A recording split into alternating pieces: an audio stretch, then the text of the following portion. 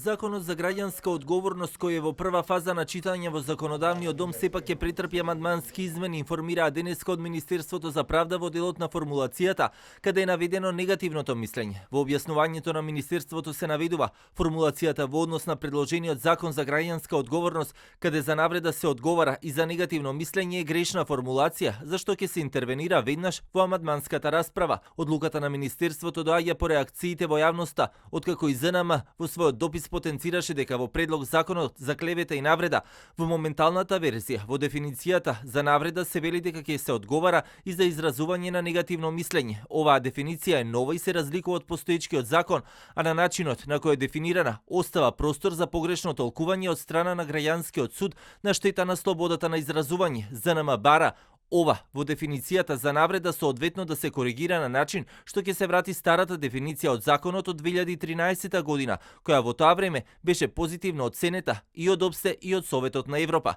ИВМР од ДПМН и денеска реагираше на ова предлог законско решение за кое обвинуваат дека се попречува правото на изразување негативно мислење и изнесување на лични ставови кои се критички настроени. Тоа е скандалозно. Со тоа власта сака да го репресира народот за секоја критика за нивните лоши политики, и за несправувањето и владењето на криминалот и корупцијата. Ова, за жал, не е преседан и грешка, туку е тенденција која што трае повеќе години.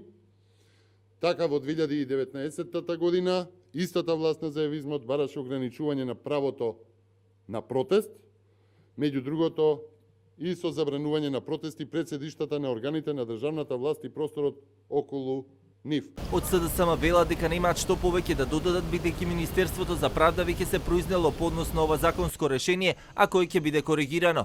Ова предлог законско решение отвори низа полемики и дилеми кај правниците. Дел од нив изразија и загриженост дека доколку вака помине овој предлог закон, ќе се санкционира и негативното мислење на кое секој има право доколку не се сложува со одредени политики и појави во општеството.